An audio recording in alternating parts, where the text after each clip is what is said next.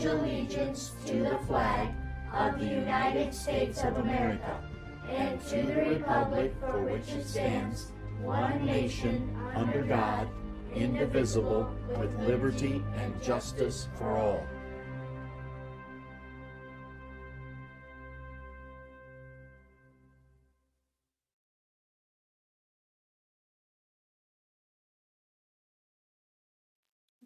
Gracious and loving God, we gather today in gratitude and remembrance to honor those who have served our nation with courage, devotion, and sacrifice. We thank you for their example of selfless service and for the freedom their efforts have preserved. As we reflect on their commitment, we ask that your spirit of peace and love dwell among us. Teach us to value one another, seek understanding instead of division, and work together for a world where justice and compassion prevail. Bless our veterans and their families with strength, comfort, and hope. May this time together inspire a strong desire to live as peacemakers, carrying forward the love that conquers fear and the light that overcomes darkness. We offer this prayer in your holy name. Amen.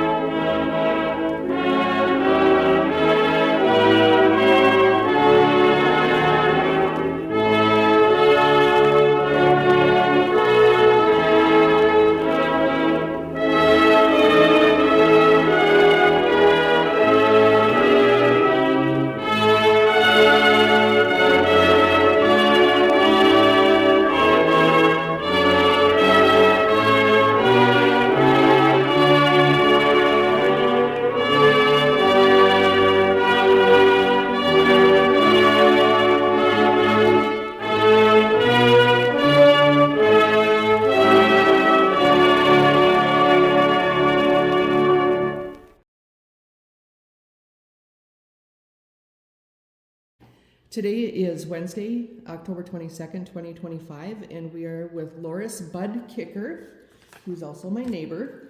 And we are just going to talk about his time in the U.S. Army. Bud, you served from January 20th, 1968 to January 20th, 1970, is that correct? That's correct. And your rank was E5? That's right. And first of all, how did you get the nickname Bud? Apparently my dad didn't like the name my mother picked out, so my first day in first grade, they called my name, and I had never heard my name in my life. So the little girl next to me tapped me on the shoulder and said, "That must be you." And I said, "Well, I've never heard that name before." My dad called me Buddy from the time he took me home from the hospital, and I just never went by my real name. That is great. So to this day, I only use it when I have to, sign documents or whatever. But it just stuck with me my whole life. That is great. So what inspired you to join the Army? And how old were you when you enlisted? Well, I wasn't inspired. I was drafted when I was just under 25 years of age in 1968. If your heart was beating, you might say you were called, because they were short on men, and I knew eventually I would be drafted because the head of the Polk County Selective Service, Matty Rogie, told me that I'll defer you when you go through college, and I'll let you teach 2 years, but at the end of 2 years, I'm coming after you. But the war was going very bad in 1968 during the Tet Offensive. And in the middle of the year, I got my draft notice at Christmas.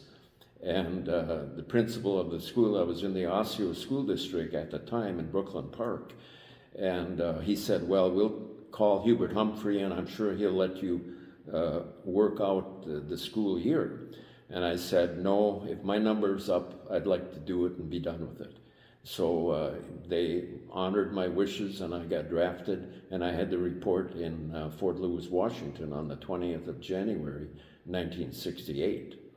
And so that was your basic training? That was our basic training. I was there for 3 months in basic training. And I remember seeing the sun 3 days in 3 months, because in the state of Washington in the wintertime, it's cold and it's wet every day. And not real cold, it was like 30 degrees, but it's either snowing or raining every day. So I was glad to get out of there. And then from there you went to Fort Dix, New Jersey. And, you have to put down what you would like to be when you go in the service, and sometimes they pay attention to it, sometimes they don't. It's wherever they need you is where they put you.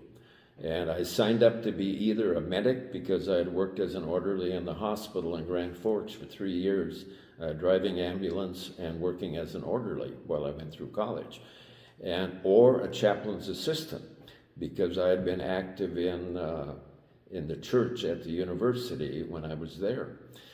So they were going to put me as a chaplain's assistant, but as I got to Fort Dix, Fort Hamilton, New York, where they trained people to be a chaplain's assistant, was full. They didn't need any more chaplain's assistants. So they were just wondering for us 4 guys, we're in the same boat. And then a guy came up from the Pentagon, and he was, oddly enough, a PFC, just a regular guy like us, interviewing if we would like to work in the Pentagon. And there was 3 things you had to be able to work in the Pentagon. Number 1, you had to be a college graduate, and all 4 of us were college graduates from different colleges throughout the country. Number 2, they preferred that you were from a smaller community, because you had to have a top secret clearance to work in the Pentagon. And the other thing was you had to be able to type 45 words a minute. And of course, I said I did, but I hadn't typed 45 words a minute since I took typing class in high school, but we all put down that we could, of course, So then he said, well, welcome to the Pentagon. So the next thing we know, we're on a train going to Washington, D.C. from Fort Dix, New Jersey. And I'll never forget the first weekend in Washington, D.C. There we are in our uniforms walking down the streets of Washington, D.C. And young people were spitting at us, telling us, Army, go home. Because the anti-war movement was going on, the racial riots were going on in D.C., and I told, I think she was a college student, I said, I don't like this war any better than you do. I'm just doing my duty as an American citizen to serve in the military. And I don't know if that helped her thinking or not, but I had never been spit at in my life till I was wearing the uniform of the U.S. Army. And all 4 of us were experiencing the same thing, because most of us were from small towns in America. And so that was our welcome to D.C. the first weekend before we actually reported for work at the Pentagon. Wow. So wow. It was eye-opening, I'm sure, Yeah. to say the least. Yeah. So what kind of training did you go through before going to Washington, D.C.? Was it just the selection of where to put you? Pretty much. Okay, other than the basic training. Yeah, they just assigned us to an office. I was first assigned to what they call the Readiness Division. That was part of the Deputy Chief of Operations for Military Operations. And I spent 3 months there, and I went to the sergeant, the head guy, and I said, send me to Vietnam. I don't want to spend another day in that office. And he laughed and said, yeah, I'm having a hard time keeping people in that office. And the reason was the stress level was so high. The officers were under such extreme stress to get their jobs done. And those of us who were typing up the documents that we were had to type up, we could never do it fast enough or accurate enough, because in the summertime in Washington, D.C., it's very hot and sticky, and the air conditioning in the Pentagon wasn't the greatest. So typically your fingers get wet and you're trying to type, and at that time you couldn't backspace and have it corrected like you can now. If you made one mistake, you would rip it up and start all over.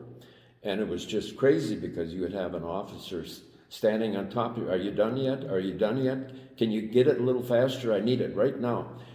And this went on day after day, and I said, I'm just the wrong guy for this job, because the other guy that was working with me, he was from a very wealthy family in New Jersey. It's the name I'll never forget, Preston Root III. He was, never heard a name like that. Anyway, he and I were both in this situation, and we had enlisted people that were higher ranks than we were, and we couldn't talk back to them because they had a higher rank, and we had to do exactly what we were told, and we were both under this extreme stress level.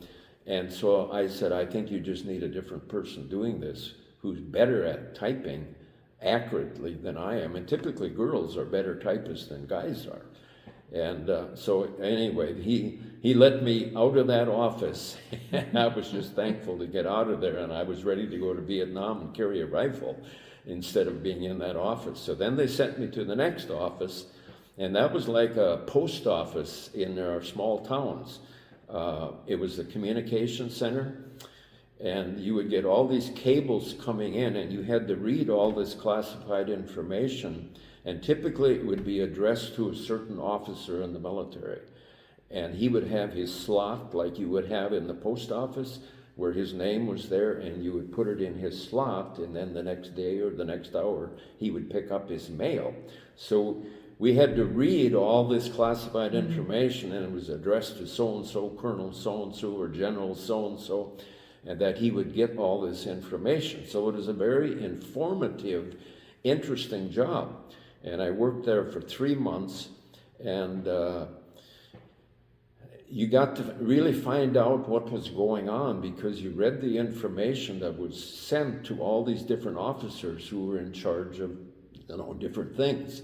So I enjoyed the job, and then all of a sudden a guy came up from the war room, and he said, "Are any of you guys interested in working in the war room?" And basically I had the attitude, they say never volunteer for anything when you're in the Army. Just do what you're told and you'll do fine. But I took the opposite attitude. I'm going to volunteer for everything I get a chance to, because I want to experience the total effect of being in the military, because I'm going to give you 2 years of my life, and that's it. And then I'm done. Yeah. So I volunteered to serve in the war room, and I worked in the war room for a little over a year. And that was a very, very interesting, fascinating job. The people I got to meet and the things I got to do were, so unique for just a E5 guy at the time, because part of the thing when you're in the Pentagon, you get ranked very fast because you've got a top secret clearance. And I made E5 in 13 months, and that was very unusual during that time to get ranked that fast. But just because you had a top secret clearance, that made a difference. It wasn't anything that I was so special. It was just the fact that I had top secret clearance. But the war room, you actually live the war on a day-to-day basis is what it's like. It's kind of like what you see in the movies. The phones are ringing, there's maps all over the place. I got to watch a classmate of mine, his platoon, he was in the Marines, and I got to watch the movement of his platoon during the time that he was in the service. Over in Vietnam? In Vietnam. He was in Vienna. He was in a dangerous area. So I got to see things that the average GI wouldn't be able to see just because of where I was in the war room in the Pentagon. And I got to work with most of the officers were lieutenant colonels. Our boss was a full bird colonel. And I discovered one thing in the military: the higher up the ranks you get, the nicer the people are, because they treat you as a human being, not as your rank is, because everything is based on rank in the military. Your authority, your ability to give orders, whatever. But once you're in a position like the war room, you're just doing your job, and they could care less if you're a PFC or if you're a full bird colonel. They treat you as a human being based on the kind of work you're doing, the job you're doing. And that's what I appreciated about it, because they were all super nice people. Nobody was bossing each other around or calling rank on you or anything like that. And that was my best experience in the Pentagon, was just working with good, solid people who just wanted to do the right thing to make this war end. Yeah. And quite frankly, none of us dreamt the war would last as long as it did. And because it was a political war and a military war combined, it lasted much longer than it should have, because the military was not allowed to do what they're trained to do. And so that's one thing I learned. Let the military do what they're trained to do when it comes to fighting a war, because the military is trained to do two things. Number one, kill people, and number two, break things. And that's what they're trained to do, and two things. It sounds simple and cruel, but that's what a military is trained to do. And let them do what they're trained to do, and so often things turned into a political thing, and oftentimes people that are giving the orders have no military background or no knowledge of what it takes to win a war, because they've never been in the military, and even to this day, we're dealing with some of that currently, because a lot of people during the Vietnam War were draft dodgers, and I had friends who disappeared for 10 years and just escaped the draft. So it was a different type of a war, because you had civil unrest going in our country, you had a very unpopular war, and all of that kind of complicated the war, because we had two things going on in our own country with race riots and so forth, you know. So when you were seeing the inside Yeah. of the war room or inside the Pentagon, Yeah. did you go home at night and watch TV? And was it a different story on TV than what you were seeing inside? The only thing I could say is that I found it interesting. A lot of the top secret documents that I would read them 24 hours ahead, that they would be on the front page of the Washington Post the next day. But 24 hours earlier, it was top secret information. The press is very astute, and it's hard to keep a secret in the United States, with our emphasis on freedom of speech, with our emphasis on freedom of the press. It's very hard to keep a secret in our country, even in the military. Isn't that interesting? Good observation. What was your official title or duties? Well, I was, again, it's hard to pinpoint that, because you just did whatever you were told to do. Probably two of my most interesting things that I volunteered for, I volunteered to, keep in mind the Cold War with Russia was going on at the same time all this other stuff was going on. So I volunteered to fight World War III against Russia in a secret location. And they asked for volunteers, and I was out to experiment anything I could, or experience anything I could in the military. So I volunteered to spend 10 days in a secret location east of Washington, D.C., and the assumption was that the Pentagon had been bombed, and we were controlling World War III from the secret location east of Washington, D.C., and I couldn't find it to this day if my life depended on it. But anyway, we spent 10 days in 69 and 70. We spent 10 days in these two secret locations. One was in Pennsylvania, and one was about 100 miles east of Washington, D.C. And the good news is we won World War III against Russia. Wonderful. But this was just an experience, and we pretended it, and I couldn't believe it. When I got there, it was set up just like the Pentagon. We were put in offices similar to the Pentagon. We went through lead doors on this bus, and it was a secret location that I never knew even existed. And it probably doesn't even exist now, but it did then. Oh. So anyway, that was kind of a fun experience. Yes, very interesting for a farm boy from McIntosh, Minnesota. What do you remember most vividly about the riots and the civil unrest, other than being spit on as your welcome to the nation's capital? Yeah. Well, I observed, I don't know if any of you remember, they called it Resurrection City. A lot of the blacks came up from Alabama with mules pulling a buggy or a trailer. And they settled right in the area by the Lincoln Memorial, if you've ever been to Washington, D.C. And that's kind of a low area. The reflecting pool is close by. And then it started raining, and it rained, and it rained. And you had hundreds and hundreds of people from the South, the deep South, who were parked there, living outside, and it became a total swamp. And I remember walking down there and just talking to the black people about, what do you think this is going to accomplish?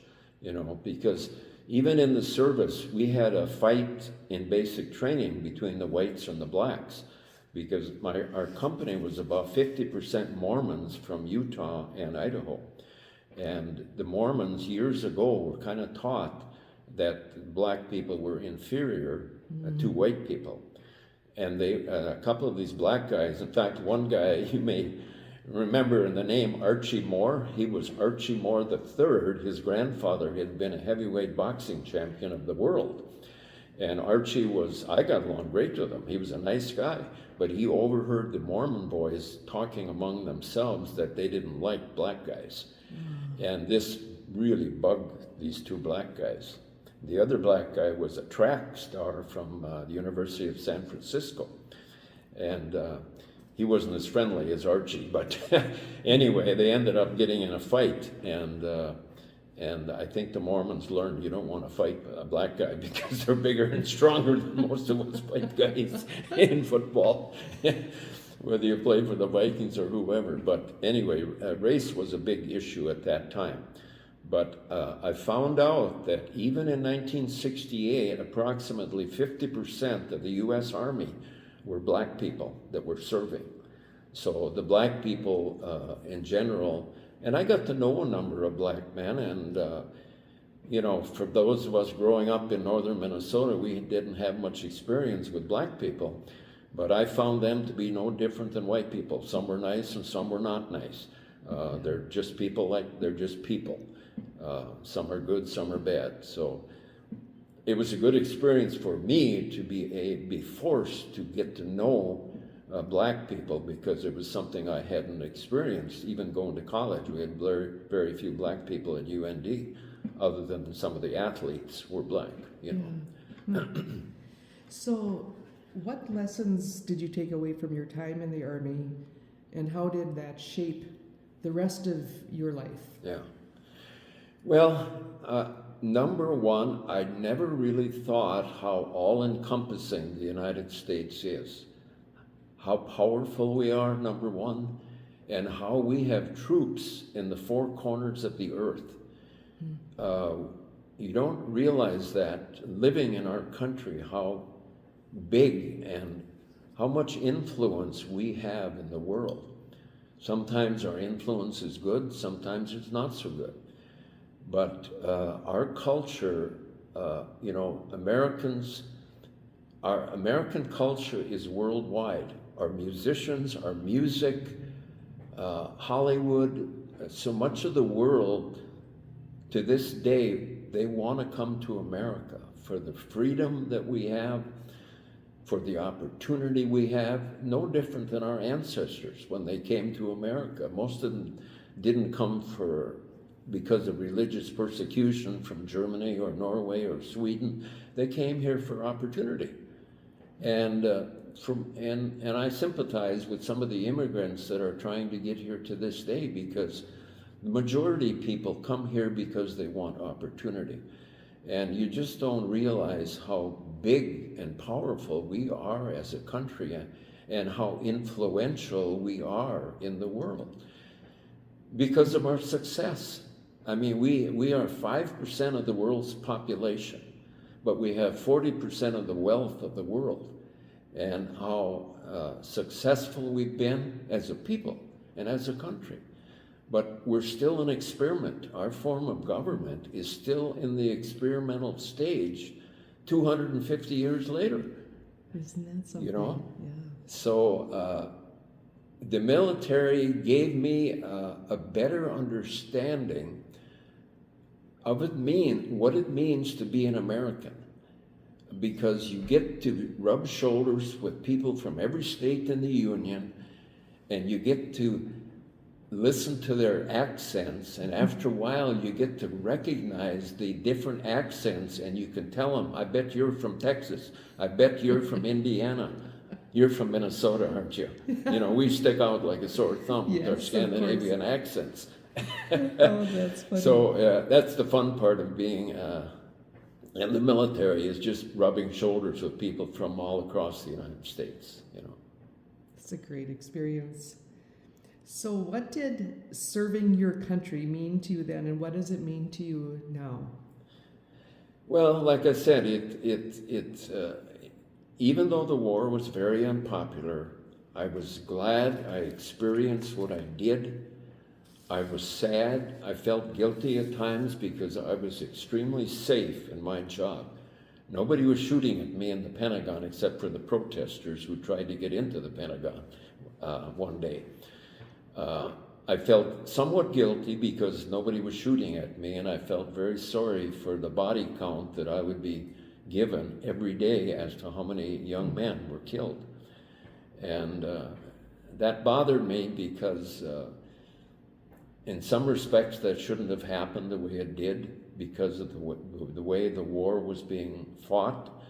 We weren't allowed to, we could shoot here, but we couldn't shoot there. And again, it was partly political, it was partly military, and I just wish the military had been allowed to do what they're trained to do. And oftentimes, a lot of these deaths would have not have occurred if the military was allowed to do what they were trained to do. But when you live in a free society like we do in the United States, that's always going to be the case, because we have freedom of speech. Our congressmen come from 48, 50 different states. They all have their own attitudes. Some are Democrats, some are Republicans. They're all going to have the right to say what they believe. And with our form of government, it's never just a black and white issue. It's always a gray area somewhere in between. And sometimes we make good decisions, sometimes we make poor decisions. And history will let you know eventually if it was a good decision or a poor decision. And the Vietnam War was an example of decisions were made that if we had to do it over, we'd probably do it differently, you know. Yeah. Yeah. And when you put a human face to any of the issues and any of the decisions, it's not black and white, is it? No, never is. No. Before we turned on the camera, you were telling me that you have vivid memories of people or things. What are some of the most vivid memories of your time in the service? Well, basically, the people you got to meet. I've stayed in touch with a few of the veterans that I served with, and they went on to become, one became a lawyer and became a judge, another one became a pharmaceutical guy, and just the people that you got to share the experience with, it was worth $1 million because it was so unique. I don't know if this is something totally off being in the service, but while I was in the service, I studied to become a stockbroker. I took because you know, you'd spend 8 hours in the Pentagon, and then the rest of the time was your free time. So I'd always been, as I was teaching school, I'd saved a few bucks, then and I invested in the stock market. So I was always interested in the stock market. So I saw an ad in the Washington Post newspaper. They were looking for people to train to become a stockbroker. So in the evenings, I studied for 3 months to pass my securities test, my Series 7 test, so that towards the end of my career in the Pentagon, I started telling the officers that I was working with that I'm now a licensed stockbroker in addition to being a E5 in the military. And at the time, mutual funds were the buzzword in the 60s about the thing to get into to save some money and get ahead for retirement. So oddly enough, the day I got out of the service, they took a picture of me and all the officers were around me with their pockets empty that I had gotten all their money. So we had some light moments during the war because I got to know these officers as friends, and I was having them in some of my accounts. And so again, my experience in the Pentagon and in the military was so unique and different than what it was for most GIs, because I was doing business with my superiors as an E5. That is great. What a wonderful story. So then when I got out of the service, I went full-time as a broker, and Chloe and I lived in in Arlington, Virginia then for 2 more years as we worked. She worked as a nurse and I worked as a broker, and continued and brought that license home with me and worked as a broker for 50 years until I sold out to Davin Swanson here in McIntosh. Yeah. So, but it all started while I was working in the Pentagon. That is just great. So how did you meet Clelly? Well, that's an interesting story. I met Clelly at the Mayflower Hotel, which had kind of a controversial, because some of the congressmen had gotten in trouble with their extracurricular activities at the Mayflower Hotel. And there was an organization called JAPA, which stood for Junior Officers and Professional Organization. And supposedly you had to be an officer to get in the door to go to this dance at the Mayflower Hotel. And so I wasn't an officer, but they weren't checking your identity too carefully at the door. So I walked in and I told my buddy Bernie, I'm going to ask the girl in the red dress to dance. You ask the girl next to her to dance. Okay, he said, I'll do it. And this is going to sound really weird now. Just to let you know, I'm a Christian. And all of a sudden, God said to me in my right ear, that's your wife, who I was looking at. And I said, what? That literally scared me. I didn't even know her name, and he said, that's your wife. So I asked her to dance, and now 56 years later, we're still together. What a great story. Did she get a whisper in her ear? That's her husband? No, and I've asked her that several times, and she never did. Obviously, divine providence there. So to wrap things up, what message or advice would you like to share with young people today, or with other service members, or someone who's considering going into the service? Well, my grandson just got home from basic training, and it's an eye-opening experience because it's something that you'll never experience in civilian life. I value my experience tremendously because you get a different feeling of what it means to be an American. Part of being an American is defending your country.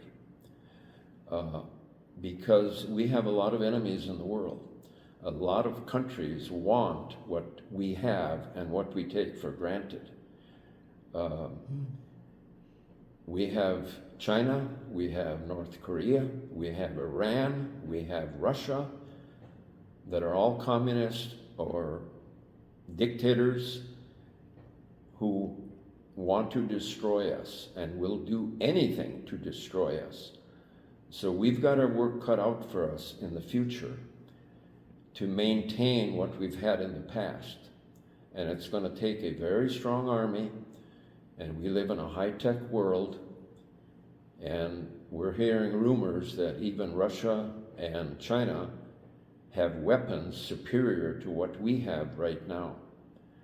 And we're going to be playing catch up, and our military budget is going to be getting larger because it has to be, just to keep us safe.